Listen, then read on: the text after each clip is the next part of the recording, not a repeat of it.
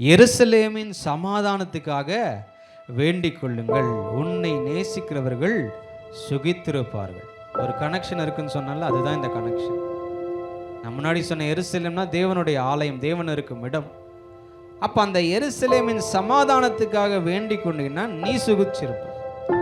தேவனுடைய ஆலயத்தின் சமாதானத்துக்காக நாம வாஞ்சித்தோம் சொன்னா நம்ம குடும்பத்துல சமாதானம் இருக்கும். தேவனுடைய ஆலயம் ஆசீர்வதிக்கப்படணும், அதுக்காக நான் எதையாவது செய்ய வேண்டும் என்று சொல்லி நம்ம செஞ்சோம்னு சொன்னா என் குடும்பத்தை கர்த்தர் ஆசீர்வதிப்பாரு.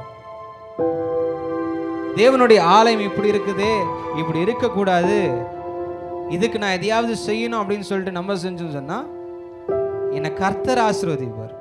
அதுதான் இந்த வசனம் சொல்லுது. எருசலேமின் சமாதானத்துக்காக வேண்டிக் கொள்ளுங்கள், உன்னை நேசிக்கிறவர்கள் சுகித்திருப்பார்கள். உன் அலங்கத்திற்குள்ளே சமாதானமும் உன் அரண்மனைக்குள்ளே சுகமும் இருப்பதாக. அப்ப இதுதாங்க அந்த கனெக்ஷன்.